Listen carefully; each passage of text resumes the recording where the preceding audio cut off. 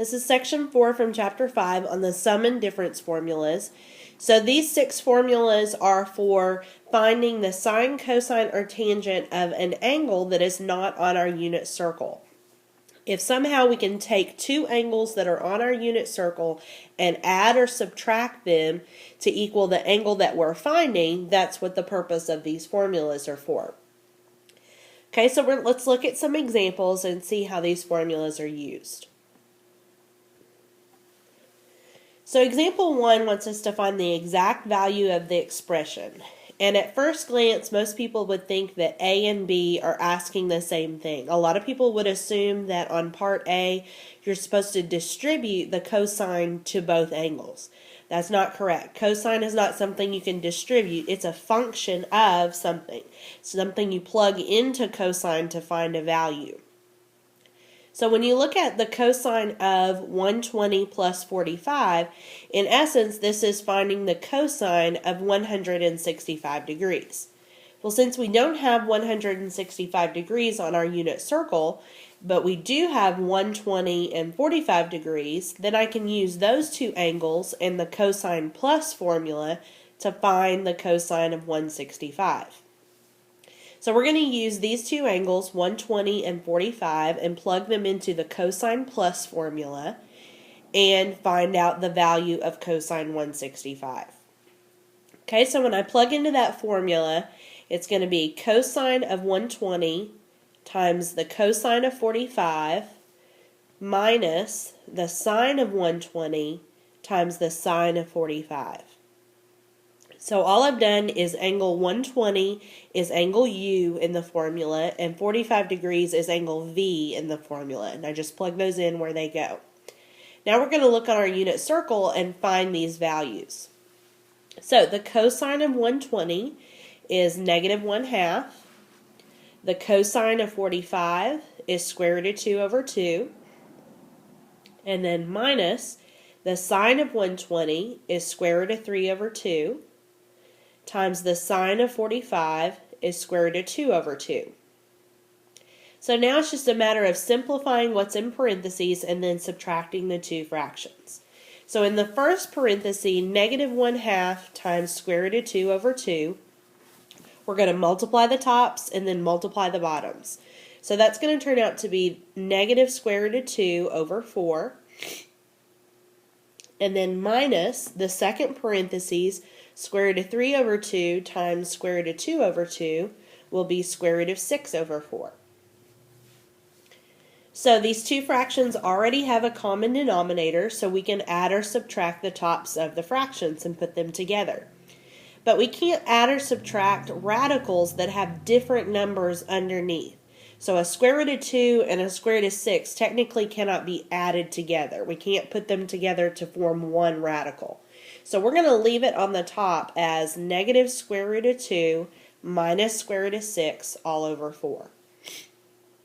So this is the exact value of cosine 165, using the values of 120 and 45 from our unit circle. Okay, now if we look at part B, this is asking a very different problem, so we should expect a different answer. This just wants the cosine of 120 degrees to be added to the cosine of 45 degrees. The purpose of us doing part B is just to see that we don't need a formula to find this. We're just finding 2 different values and adding them together.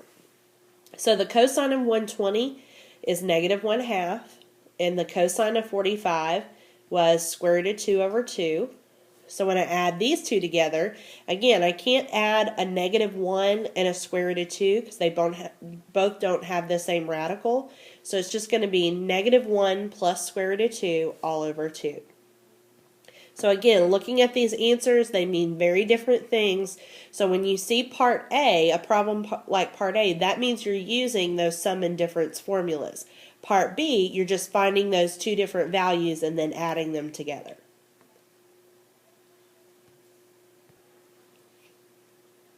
Okay, example 2 is asking us to do the same thing, find the exact value of the expression.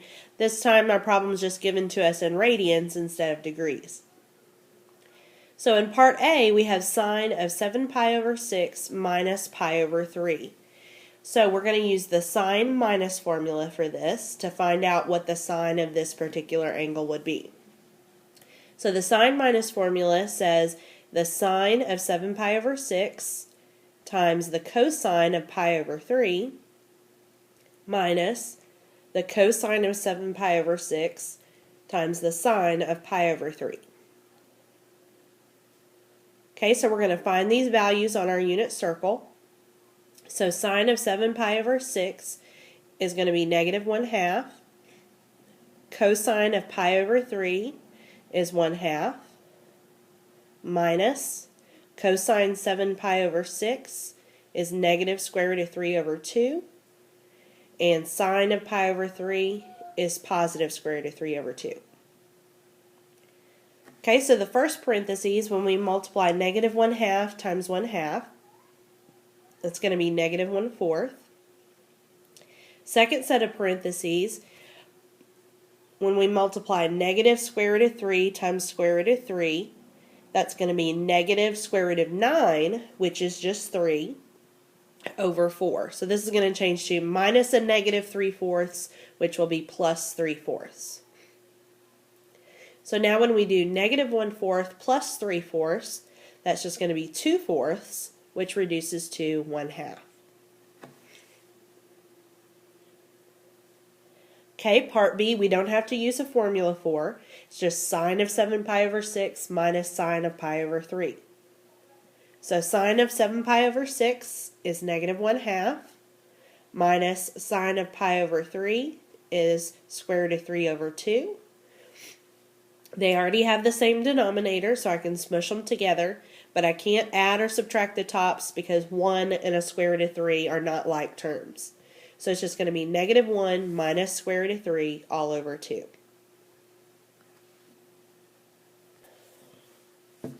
Okay, example 3 wants us to find the exact values of the sine, cosine, and tangent of this angle. So the angle is 195, which we don't have on our unit circle. So we're going to use 225 and 30 to find the sine, cosine, and tangent of 195. Okay, so let's start with the sine. So sine of 225 minus 30 means I'm going to use the sine minus formula. So sine of 225 times the cosine of 30 minus the cosine of 225 times the sine of 30. So when I look at these values on my unit circle, sine of 225 is negative square root of 2 over 2. Cosine of 30 is square root of 3 over 2. Minus cosine of 225 is negative square root of 2 over 2 times the sine of 30, 1/2. So now we're going to multiply each parenthesis and then add or subtract the two fractions. So the first fraction is going to become negative square root of 6 over 4. When you're multiplying radicals, you just multiply the two numbers underneath. And if you need to simplify the radical, then do. But 6 doesn't simplify. Then minus, the second fraction is going to be negative square root of 2 over 2. So minus a negative will change to plus square root of 2 over 2. So then we're going to smush our two fractions together. So this is going to be negative square root of 6 plus square root of 2 all over 4. So this is the sine of 195. Okay, now we're going to do the cosine of 225 minus 30. So this is the cosine minus formula, which is going to be cosine of 225 times the cosine of 30 plus the sine of 225 times the sine of 30. So we already have these four values in the problem above. They're just in a different spot. So you just find the values and put them in the new position. So cosine of 225 was negative square root of 2 over 2. Cosine 30 was square root of 3 over 2. Plus sine 225 was negative square root of 2 over 2. And sine 30 was 1/2. So again, when I multiply this time, negative square root of 2 times square root of 3 all over 2 is going to be negative square root of 6 over 4 plus a negative square root of 2 over 4. So when I smush these two together, this is going to be negative square root of 6 minus square root of 2 all over 4. So this is the cosine of 195. Okay, so now we're going to do the tangent. So for the tangent of 225 minus 30, the formula is the tangent of 25 minus the tangent of 30 all over 1 plus the tangent of 225 times the tangent of 30. Well, the tangent formula can be a little bit messy sometimes. So if you've already found the sine and cosine, which we've just done, then remember that tangent is just sine divided by cosine. So I'm going to go ahead and use the sine that I just found, 225 minus 30, and divide by the cosine, 225 minus 30. So if you already have sine and cosine, it's much easier to do sine divided by cosine than the tangent formula. But if the problem is only asking you to find the tangent, then there's no sense in finding the sine and cosine just to get the tangent. Just use the tangent formula in that case. Okay, so we're going to take our sine value, which was negative square root of 2, or negative square root of 6 plus square root of 2 all over 4, and we're going to divide it by the cosine value, which was negative square root of 6 minus square root of 2 all over 4. So remember that when you're dividing fractions, you actually flip the second fraction and change it to multiplication. So when I flip the second fraction and change it to multiplication, it looks like this, and you'll notice that the 4's are going to cancel out.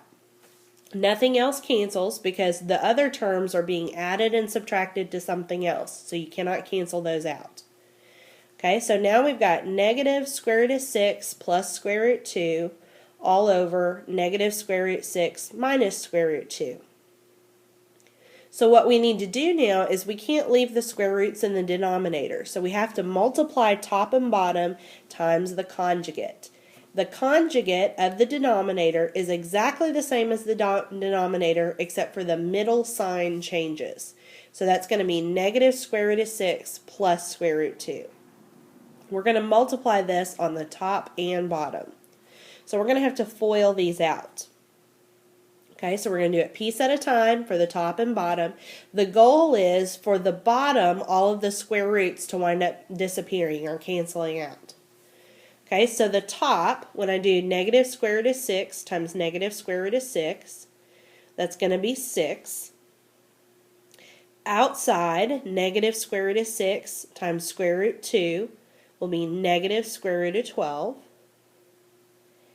Inside, square root 2 times negative square root of 6 will be negative square root 12. Last, square root 2 times square root 2 is 2. Okay, so that's the top. We'll come back and clean that up in a minute. Now for the bottom. First, negative square root 6 times negative square root 6 is 6. Outside, negative square root 6 times square root 2 is negative square root 12. Inside, negative square root 2 times negative square root 6 is positive square root 12. And last, negative square root 2 times square root 2 will be negative 2. Okay, so let's go collect like terms on the top and bottom and see what happens. So on the top, when we add 6 plus the 2 at the end, that's going to be an 8. And then when you have a negative 1 square root 12 and another negative 1 square root 12, we can add those together. Just think of the square root 12 as a variable. So it's like negative 1x and another negative 1x. So that's going to be negative 2x's or negative 2 square roots of 12. Okay, then on the bottom, 6 minus 2 will be 4, and the square root 12 is canceled out. Now what we need to do is simplify a radical and then possibly see if we can reduce. So the square root of 12 actually simplifies. It's 4 times 3, and we know that the square root of 4 is 2. So the square root of 12 is the same as 2 square root 3. Well, the 2 that comes outside is going to get multiplied times the 2 that's already there. So it's going to be 8 minus 4 square root 3 all over 4. Okay, so I see that everything kind of has a common number that could be reduced. So on the top, I can factor out their greatest common factor, which is going to be a 4.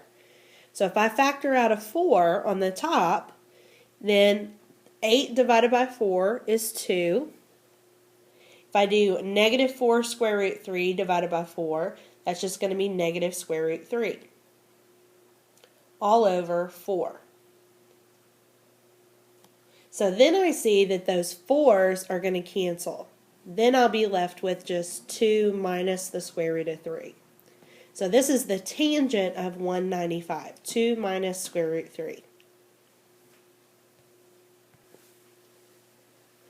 Okay, so on example 4, they ask us to do the same thing, find the sine, cosine, and tangent of the angle.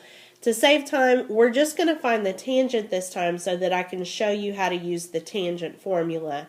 Last time we used sine and cosine and then divided them to get the tangent. This time we're just going to use the tangent formula.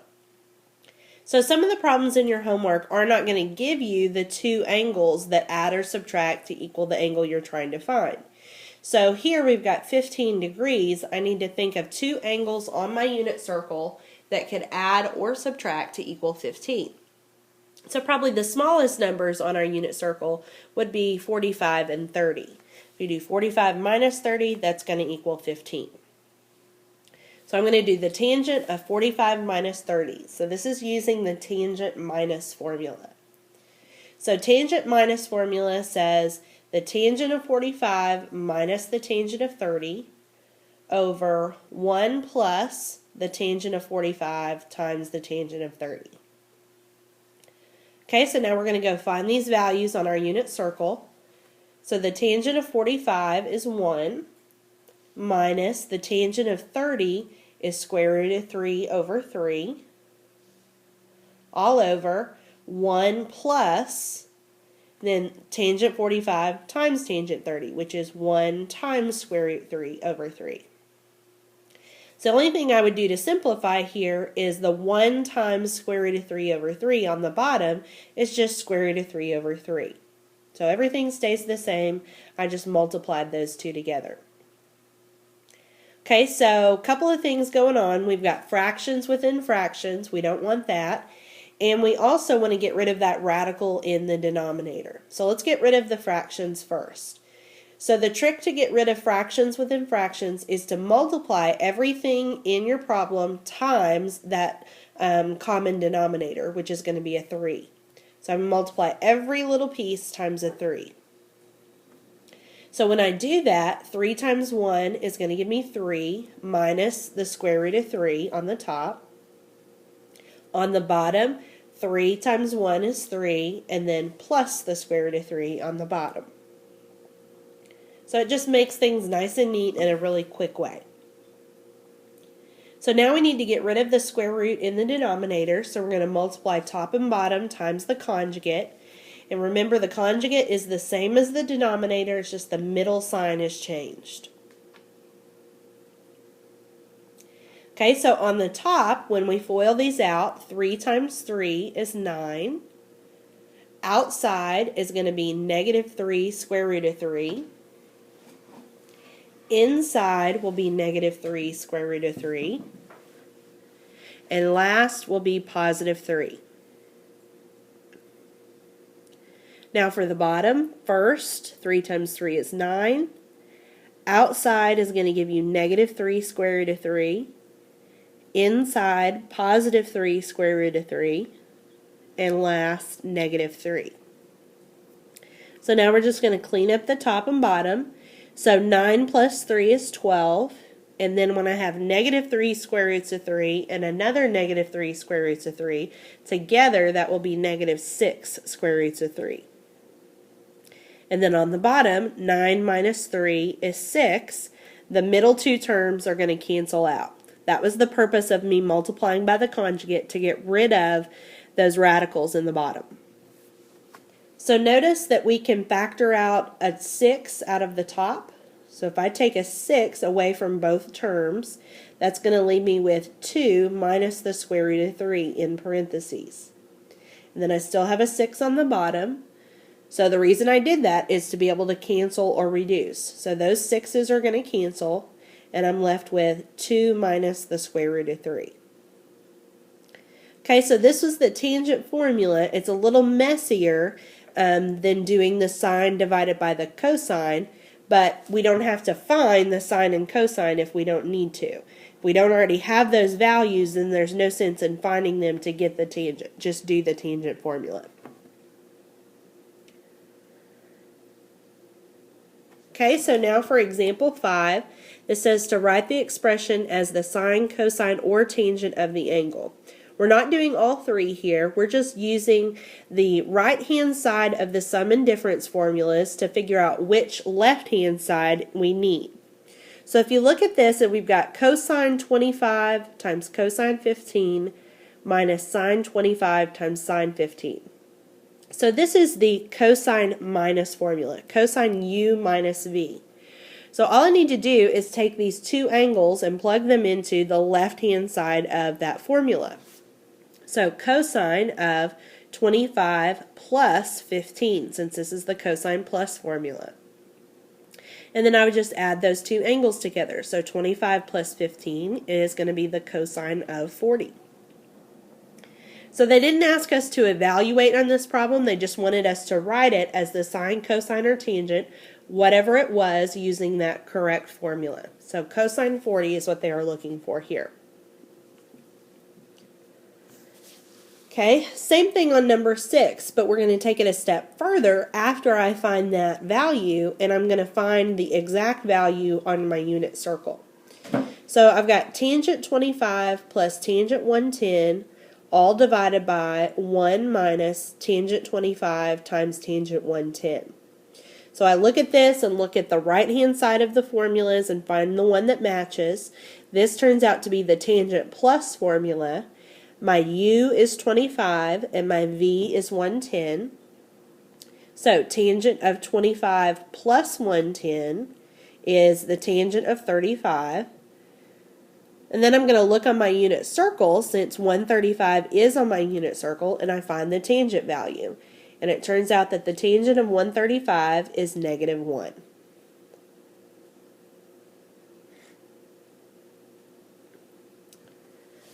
Okay, number 6 wants us to find the exact value of the expression cosine u minus v. So in order to find cosine u minus v, I have to use the formula that says cosine u times cosine v plus sine u times sine v. And I'm missing a couple of pieces of information here. They've given me two pieces, sine u and cosine v, but I need the other two. So in order to find those, I need to draw a couple of triangles to find the missing pieces. So first, I'm going to draw a triangle, and in the directions in your homework, it tells you that these two angles are in quadrant 2. So when I draw the triangle, I'm going to draw it as if it was in quadrant 2. So this is going to be my u triangle, and so it says that the sine of u is 5 over 13. So that means the opposite is 5 and the hypotenuse is 13. So then if I use Pythagorean theorem, it turns out that the adjacent side is going to be negative 12. The reason it's negative is because we're going to the left direction in quadrant 2. So using this triangle, I need to find the cosine of u. Cosine of angle u is going to be negative 12 over 13. Okay, so I'm done with that triangle. Now I'm going to draw a triangle for angle V. So using the information they gave me, cosine of V is negative 3 over 5. So that means adjacent is negative 3 and hypotenuse is 5. So then if I use Pythagorean theorem, it turns out that the opposite side is 4. So now I need the sine of V is 4 over 5. So now I have the 4 pieces of information that I need to plug into my formula, which was cosine u times cosine v plus sine u times sine v. So we're going to take these 4 fractions and plug them in where they go and then simplify. to get the exact value of this angle. So cosine u is negative 12 over 13 times cosine v, negative 3 over 5, plus sine u is 5 over 13 times sine v is 4 over 5. So for the first parenthesis, we multiply straight across the top and straight across the bottom. So negative 12 times negative 3 over 13 times 5 is going to be 36 over 65. Plus 5 over 13 times 4 over 5 is going to be 20 over 65. They already have a common denominator, so I can just add the tops. 36 plus 20 is going to be 56 over 65. So this is the value of cosine u minus v. Okay, so your homework is on page 404. You're doing 2 through 36 evens, and then 38 through 50 every other even, and then 56 through 64 every other even. And I've given you a couple of hints on number 20 and 22. They didn't give you the two different angles that add or subtract to equal those radians, so I went ahead and did that for you. The two before are also the same, but with degrees, but hopefully you can figure out what those degrees should be.